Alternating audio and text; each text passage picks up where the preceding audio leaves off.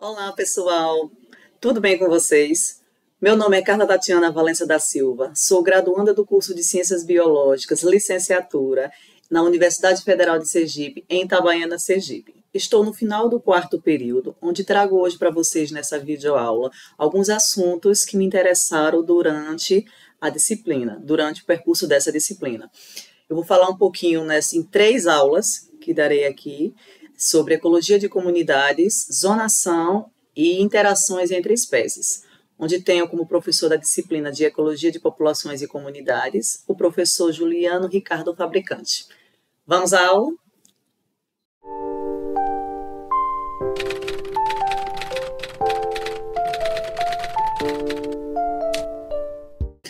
Bem, gente, nossa primeira aula de hoje vamos falar sobre ecologia de comunidades. O que é comunidade? No ensino médio, quando nós estudamos, nós vimos um contexto sobre comunidades mais restrito, onde ouvimos que comunidades são o conjunto de populações. Quando nós estudamos comunidades mais adentro, mais profundamente, nós vimos que elas são muito mais do que isso, do que apenas um conjunto de populações. Comunidades, elas são o resultado de processos que filtram as espécies em suas interações, em determinado tempo e em determinado espaço. Mas qual o objetivo de estudarmos comunidades? Qual a importância?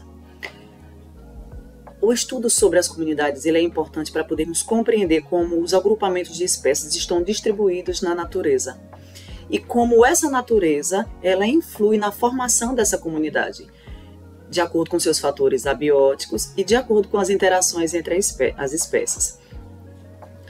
As comunidades também, elas são formadas, na maioria, no geral, por fatores ambientais, pela sua dispersão, de acordo com a dispersão dos indivíduos, das espécies, e também de acordo com a dinâmica interna dos indivíduos. A dinâmica que existe entre as espécies, ela influi muito para a formação de uma comunidade.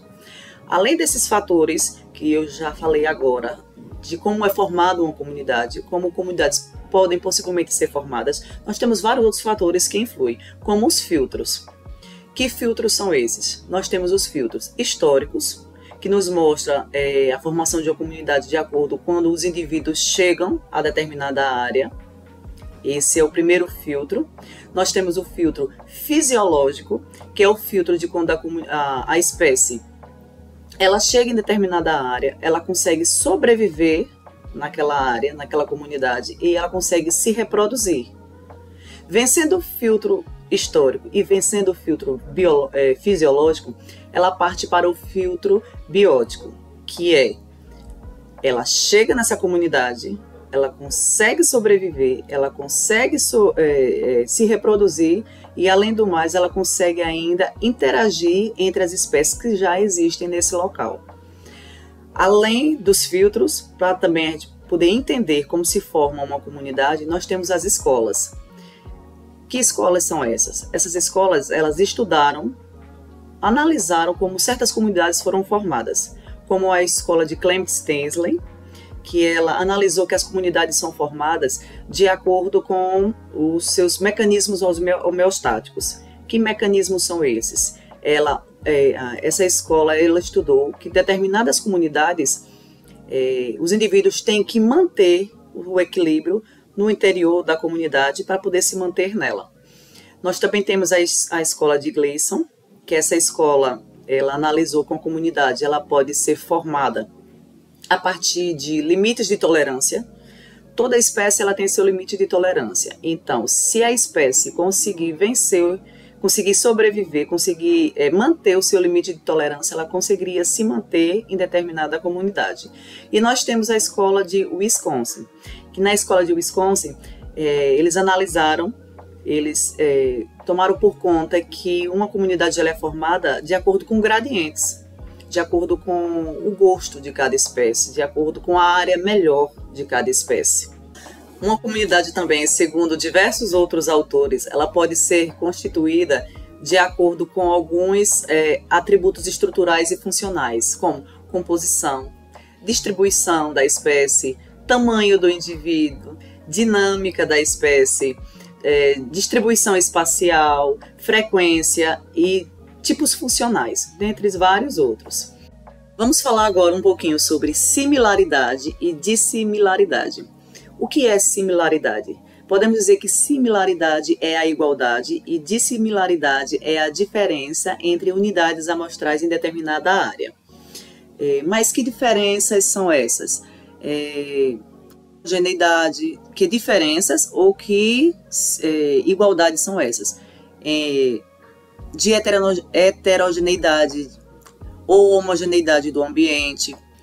A distância também influi para a gente poder fazer esses cálculos de dissimilaridade e similaridade. A igualdade ou a diferença nas interações entre as espécies também contribui para a gente fazer esse cálculo, para podermos ver se determinada área amostral ela é similar ou dissimilar. Para fazer essa análise, nós não olhamos a área e dizemos assim, ela é similar pelo que a gente acha, pelo que a gente está vendo. Nós fazemos cálculos segundo alguns métodos, o qual que hoje vou mostrar aqui a vocês é o método de Jacquard, onde eu vou mostrar uma tabela, onde tentarei explicar 4 áreas e dizer a vocês quais áreas são similares e quais áreas são dissimilares e o porquê. Nessa tabela que vocês estão vendo, onde temos 9 diferentes espécies e foram divididas em área 1, área 2, área 3 e área 4, usaremos o método Jacquard, onde faremos o cálculo e interpretaremos os resultados. O cálculo é feito da seguinte fórmula, seguindo primeiro a fórmula. A fórmula é similaridade igual a C dividido por A mais B mais C, onde A é igual às espécies exclusivas da área I, B são as espécies exclusivas da área J e C são as espécies em comum entre as áreas. Como calcularemos essa tabela? Primeiro calcularemos a área 1 com a área 2, depois a área 1 com a área 3 e em seguida a área 1 com a área 4. Depois de feito esse processo da área 1, iremos para a área 2. Área 2 com a área 3, área 2 com a área 4. Agora a área 3 com a área 4. Na obtenção dos nossos resultados, podemos ver na área 1 com a área 2, tivemos 0,44, que simboliza 44% de similaridade entre a área 1 e a área 2. Entre a área 1 e a área 3, tivemos 0,22, ou seja, 22% de similaridade das espécies nessas áreas. Entre a área 1 e a área 4, nós tivemos 0,14, 14% de similaridade nessas áreas. A área 2 e a área 3, nós tivemos 0,77, ou seja, 77% de similaridade das espécies nessas áreas. Na área 2 e na área 4, nós tivemos 0,44, que significa 44% de similaridade entre essas áreas. Na área 3 e a área 4, nós tivemos 0,57 de similaridade, ou seja, 57% de similaridade das espécies entre essas áreas. Resumindo, as áreas 2 e 3 apresentaram a maior similaridade entre si. As áreas apresentaram 77% das espécies em comum, como podemos ver aqui na tabela. As áreas 1 e 4 apresentaram a menor similaridade entre si. Apresentaram apenas 14% das espécies em comum. Na obtenção dos nossos resultados, podemos dizer que quanto mais as áreas amostrais forem similares, menor é a diversidade dessa área. Por quê? Porque No caso das nossas áreas analisadas, da área 2 e da área 3, foi onde teve a maior similaridade, de 77%. Quer dizer que os indivíduos que têm na área 2, têm na área 3. Então não tem variedade, não tem diversidade. É por isso que a gente diz que quanto maior for a similaridade, menor a diversidade. Mas o que é diversidade? Diversidade é a mesma coisa que riqueza. E o que é riqueza? Riqueza é a quantidade, a abundância de indivíduos, mais equidade. E o que é equidade? Equidade é a homogeneidade da distribuição dos indivíduos entre as espécies. A distribuição igual dos indivíduos entre as espécies. Aqui estão as nossas fotos que eu vou mostrar para vocês um pouquinho sobre o que é riqueza e um pouquinho sobre o que é equidade. Nessas fotos tem alguns exemplos de riqueza, do que é uma riqueza, que é a quantidade e a abundância de espécies. E nós também temos fotos sobre a diversidade, que é igual a riqueza mais equitabilidade, que essa equitabilidade é a igualdade da distribuição das espécies, né? Dos indivíduos entre as espécies. Então, resumindo, quanto maior é a diversidade de espécies, menor é a certeza de qual a próxima espécie que iremos encontrar. Lembrando, diversidade é a mesma coisa que riqueza. Riqueza é igual a abundância, a quantidade, mais equitabilidade, que equitabilidade é a igualdade da distribuição dos indivíduos nas espécies. Vamos para a segunda aula?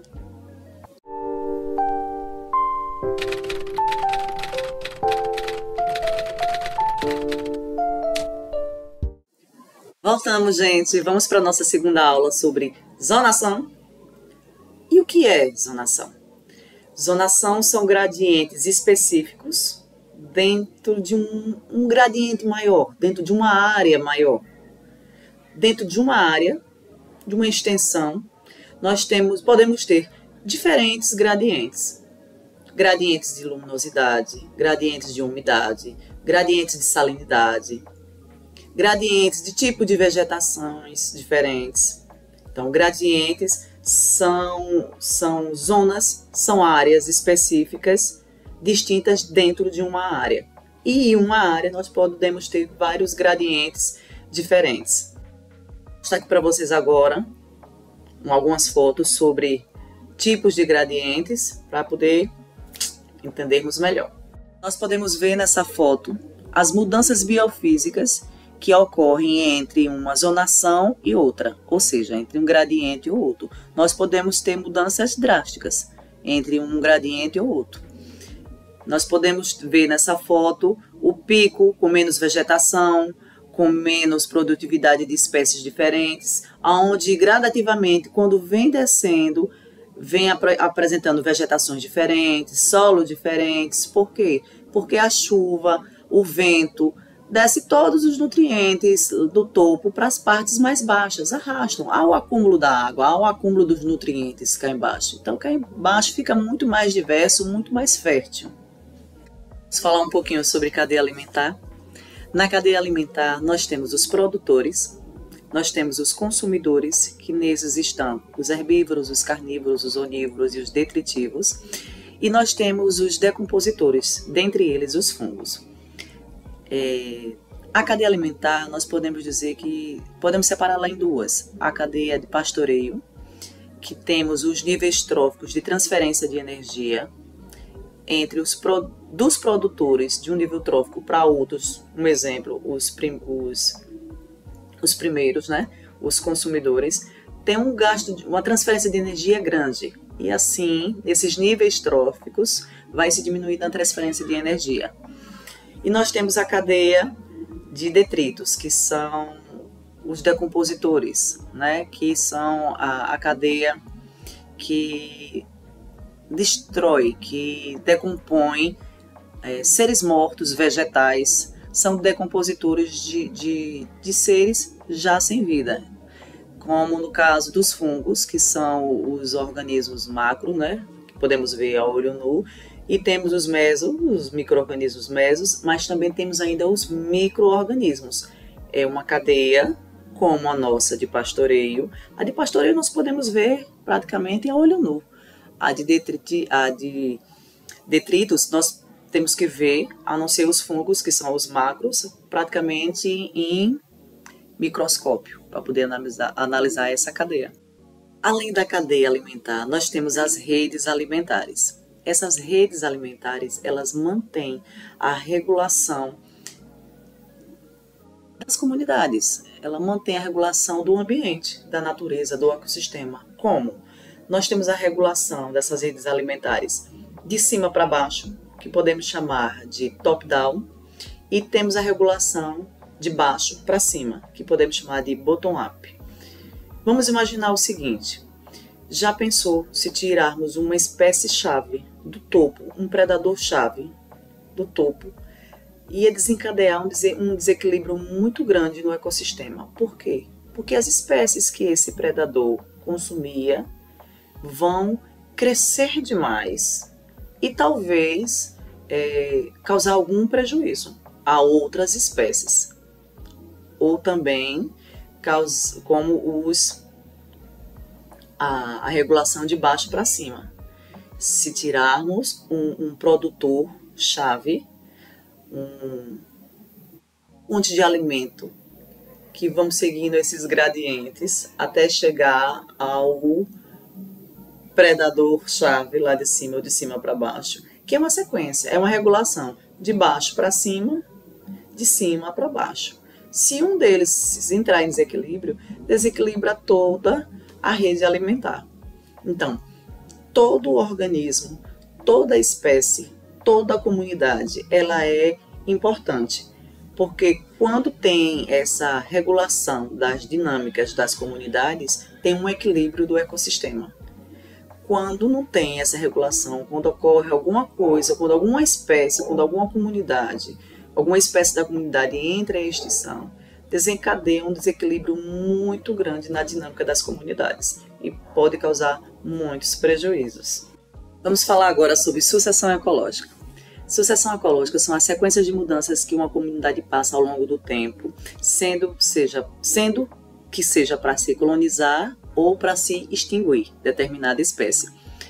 Nós temos 3 fases da sucessão ecológica: a fase ecese, a fase série e a fase clímax. A fase ecese é a fase onde uma área degradada ela é repovoada por espécies pioneiras. Nessa fase ela há bastante interferência climática e menos diversidade. A fase série é uma fase das espécies secundárias, é uma fase que as espécies estão, o ambiente está mudando, há mais variação de espécies naqueles locais e elas não deixam as pioneiras avançarem. Tem um certo limite também sobre essas fases. Nós temos a fase clímax, que são as fases das espécies estabilizadoras, as fases das espécies que conseguem absorver maior nutrientes, tem a maior capacidade de conseguir aproveitar o ambiente. A fase ecese é a fase onde tem maior interferência climática, mas a fase clímax é a fase que nós temos maior diversidade de espécies, porque é uma fase já de espécies que sabem o que querem. Bem, nós já falamos das fases de sucessão, agora vamos falar dos tipos de sucessão. Nós temos a sucessão primária, a sucessão secundária e a sucessão degradativa. A sucessão primária é aquela que ocorre na formação do solo, é a inicial, é quando o solo está se formando. Essa é uma sucessão de começo. A sucessão secundária é aquela que ocorre logo após algum distúrbio naquele solo, alguma alteração, alguma catástrofe naquele local. E a sucessão degradativa é aquela onde o substrato ele é degradado rapidamente. Bem, nós já falamos sobre as 3 fases da sucessão. os 3 tipos de sucessão e agora iremos falar um pouquinho sobre os 3 modelos de sucessão ecológica.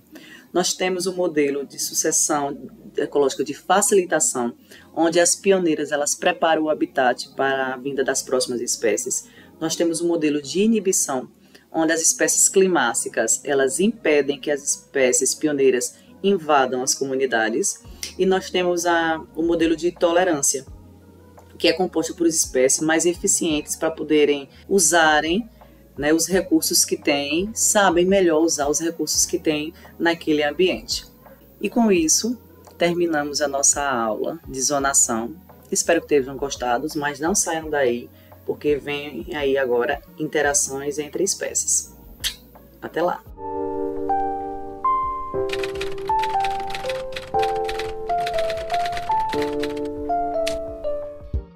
Voltamos para a nossa terceira e última aula dessa videoaula, onde trataremos do assunto de interações entre espécies, onde nós temos vários tipos de interações, como competição, que há inibição mútua, ninguém ganha sobre ninguém, predação, onde o predador ele mata ou explora a presa, parasitismo, onde o parasita ele tem benefício único dele, onde ele causa danos ao hospedeiro, comensalismo, onde há um benefício mútuo para ambas as partes, a protocooperação, que também tem benefício para ambas as partes, ou não, ou pode ter apenas para uma das espécies, e o mutualismo, onde é obrigatoriamente necessário ter o benefício entre ambas as partes. A competição ela tem um papel muito importante na estruturação de uma comunidade, onde as espécies elas podem competir pelos recursos, pela exploração da área ou pela interferência da própria área. Há também uma competição difusa, onde uma espécie exerce seus efeitos sobre outras espécies. Segundo, existe outra também, uma competição interespecífica. Segundo Gauss, 2 espécies não podem ocupar o mesmo nicho. Isso são tipos de competição que ocorrem entre as comunidades, que servem para estruturar como é formada uma comunidade. Vamos falar agora um pouquinho sobre heterogeneidade espacial versus competição. Um ambiente heterogêneo ele favorece a coexistência dessas espécies competidoras. Por quê? Porque há maior diversidade de recursos nesse ambiente, diferente de um ambiente homogêneo, onde há uma limitação de recursos. Nós temos exemplos de plantas que liberam produtos químicos, né, chamados alelopáticos, que servem para competir, inibir outras espécies pela busca de recursos naquela área ou até pela sua própria sobrevivência. Nós também podemos dizer que a competição ela serve de estruturação de certos tipos de comunidades. A competição é importante para certos tipos de comunidades, como comunidades das abelhas, como as comunidades das plantas e como as comunidades de animais sésseis, aqueles seres paradinhos ali. A competição é importante para esses seres e menos importantes para herbívoros, para insetos. Também podemos dizer que afeta organismos da mesma guilda, que utilizam os mesmos recursos. A competição afeta esses tipos de espécies, esses tipos de organismos. E para finalizar, nós vamos falar sobre o papel da predação na estruturação das comunidades. Mas o que é essa predação? A predação é uma interação trófica entre espécies, onde uma espécie alimenta-se de outra, podendo também ter o canibalismo, que o canibalismo é quando uma espécie se alimenta da própria espécie. A predação ela pode influenciar na distribuição das comunidades, né? Como na sua abundância ou mesmo na diversidade das espécies. Se uma espécie uma espécie topo, ela tiver ameaçada, pode desencadear todo um desequilíbrio no ecossistema. E por fim, eu termino minha aula, essa videoaula, que foi baseada em 3 aulas sobre ecologia de comunidades, zonação e interação sobre espécies, agradecendo a vocês que estão me ouvindo, agradecendo ao meu professor também que me propôs essa oportunidade. E dizendo a todos, até a próxima. Tchau!